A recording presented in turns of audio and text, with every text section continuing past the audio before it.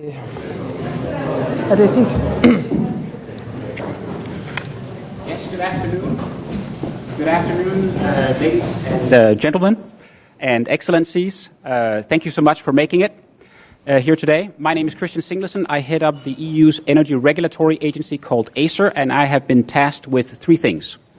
First, to kick off. Second, to listen carefully over the next 60 minutes of discussion. And thirdly, to conclude briefly, but also punctually at the end of the discussions. Discussions which hopefully will revolve around a possible transformation of a dependency on those we no longer deem dependable towards an interdependence of sorts amongst those whom we trust. And to kick us off, we have the host of today's meeting, the Danish Prime Minister, Mrs. Mette Frederiksen, and I pass the floor to you, Mrs. Prime Minister. Thank you, and first of all, thank you all for coming to Marin today to participate in the Baltic Sea Energy Security Summit. Putin's brutal aggression is a fundamental threat to Europe's security. And we all know now that he is using our dependence on Russian energy as a weapon to destroy our economy, and he will try to divide us.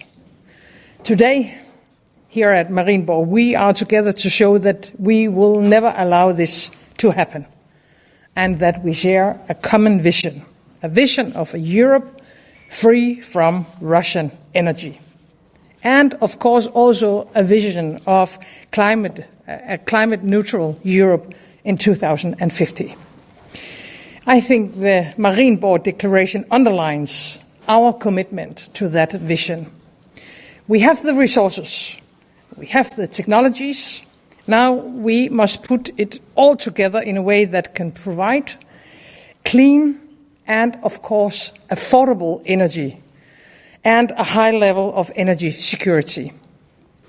In the short run, we must put all necessary instruments to use, but we must not move from one dependence to another. We will always be at risk if we are dependent on fossil fuels.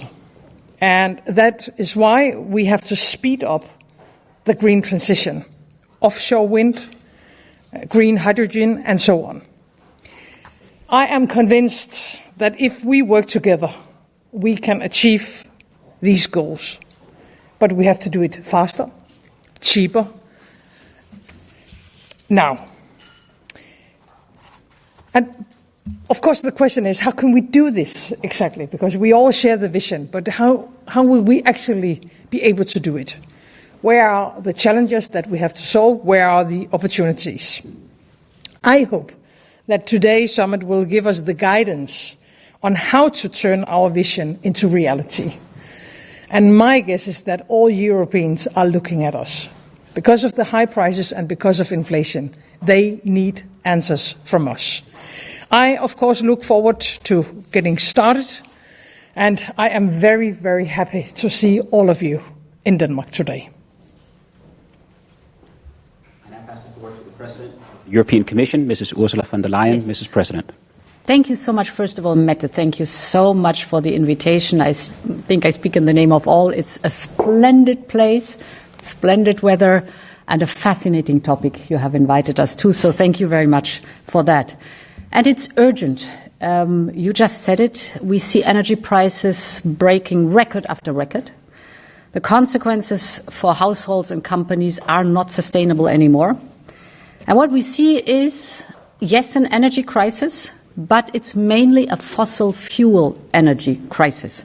So we need a green solution against this fossil fuel energy crisis.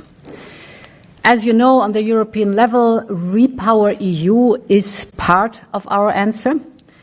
We are accelerating the clean energy transition with an interconnected system. And there are three main pillars. First of all, it requires that we are saving energy, mainly fossil fuel energy. At European level, we have agreed that all member states to do jointly save 15% of energy between August now and March 23. The second pillar is we need to diversify away from Russian fossil fuels to reliable, like-minded sources, mainly also to fill our storages. And here's good news. We have reached now an average in the European Union of storage filling of 80%. So we basically have reached already the amount that we have agreed on for this year, but we know that we will increase the storage filling. And the third pillar is the main pillar. That is the knowledge that our dependency on Russian fossil fuels will only be over if we invest massively into renewable energy. And that's why we're here today. So we need clean, we need cheaper, and we need homegrown power. We need it big, and we need it fast.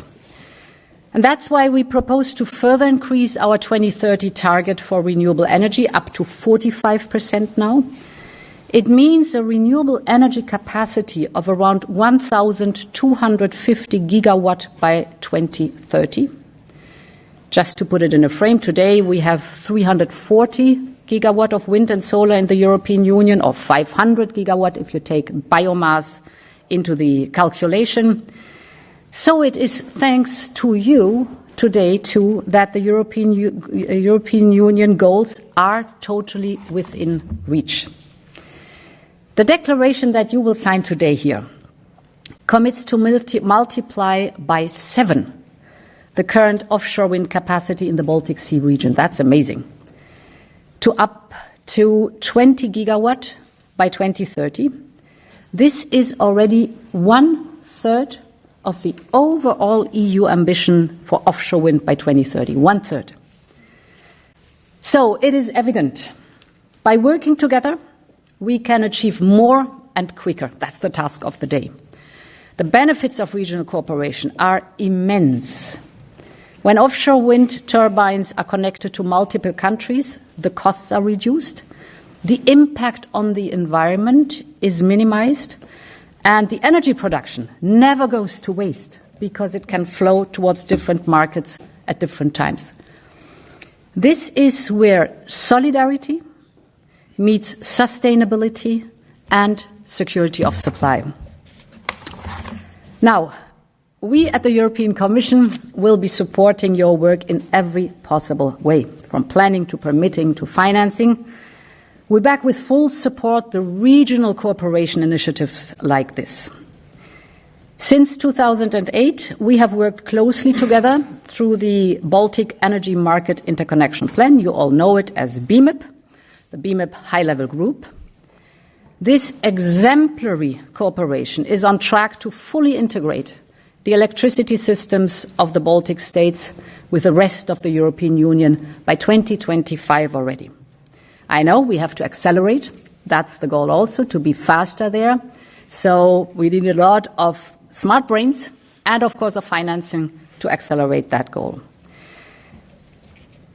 This Baltic electricity system integration has received continuous support from the European budget with more than 1.2 billion euros in financing.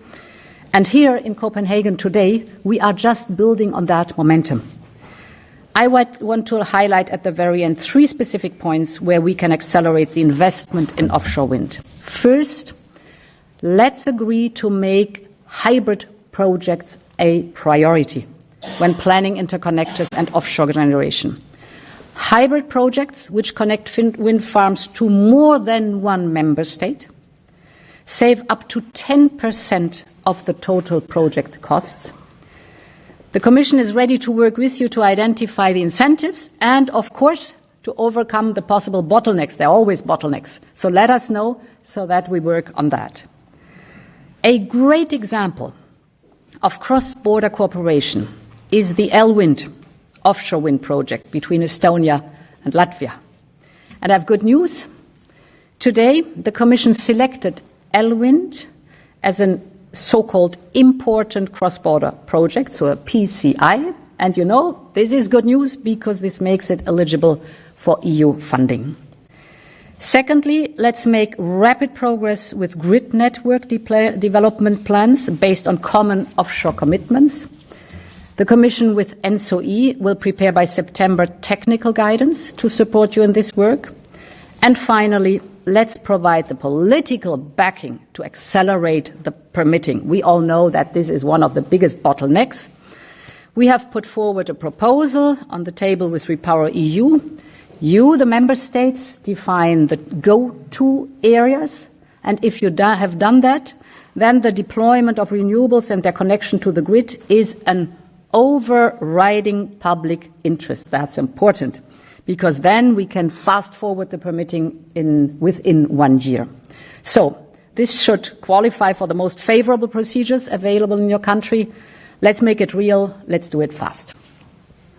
Thank you very much, Mrs. President. We'll just proceed to the third and final speaker, the Prime Minister of Poland, Mr. Mateusz Morawiecki. The floor is yours. Thank you, Mette, for organizing this meeting. Let me say a couple of words also about energy, but not only in the context of energy transformation, but maybe even more focusing on energy security, because we do witness right now geopolitical shifts, and we don't know yet what shape they will eventually take. Therefore, we must rely on reliable partners. And so far, we were discussing at length all sorts of different aspects of energy transformation. And we should do so in the future as well. But supplementing those discussions, we have to discuss also energy security, because security overall is not only about strong army, strong alliance, but also security of finances of our citizens, and also energy security, which we now so painfully witness as a missing link in our overall economic and social architecture. Russia has wrapped a web of energy dependency around Europe like a spider. And many countries now have a very hard time getting out of this deadly web. The invasion of Ukraine is not the only Russian military operation. The Kremlin has been waging a gas and energy war with Europe for years. And this is why all our considerations around energy should bear in mind that Russia is using energy as a weapon.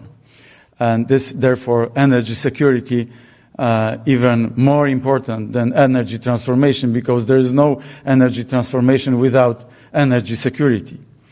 For too long, the low price of Russian gas, or cheap Russian gas, I should put it in inverted commas, has been the most important value for many countries. And the real price for cheap gas today is the blood of Ukraine. We have learned how risky it is to rely on unreliable partners as far as energy issues are concerned. The plans to block the Baltic Sea by Russian gas pipelines were a strategic mistake. We know this now. Better late than never. We must replace both Nord Stream pipelines with green energy based on sources belonging to democratic countries and not to tyranny. The Baltic Sea should be the domain of cooperation between European countries, as is the case at this summit, the domain of offshore investment. And I'm very happy that this discussion is starting right now. Maybe there will be a series of those summits accelerating the process in not so distant future. After the Black Sea became a clear target for the Kremlin, we should also be fearful of potential further targets of Moscow, which could be the Baltic Sea. And this is why I'm so happy to welcome Finland and Sweden as part of NATO, because it clearly makes potential threats from Russia more difficult, because the Baltic Sea is almost becoming an internal NATO sea. Offshore wind energy constitutes one of the key directions of transformation also of our energy sector. The energy potential of the Polish part of the Baltic Sea is considered one of the largest in the region. By 2030, we're going to have 13% of our electricity generated from offshore, and by 2040, around 20% of our electricity. So accelerating the pace of diversification is critical for us. Now, finally, a couple of words on the climate policy and in the context of current situation as well. We are united by our concern for the climate. Polish gas and offshore investment, as well as plans to build a nuclear block, enable us to strive for a low-emission economy in not-so-distant future. Poland has long talked about the need for a reform of the ETS, and let me focus on those two aspects at the end of my intervention. We are now, as Ursula was saying, breaking one record after another.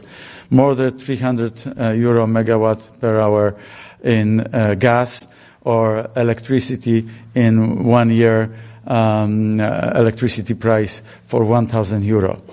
This is not sustainable. This is clearly a victory of Putin and his policy.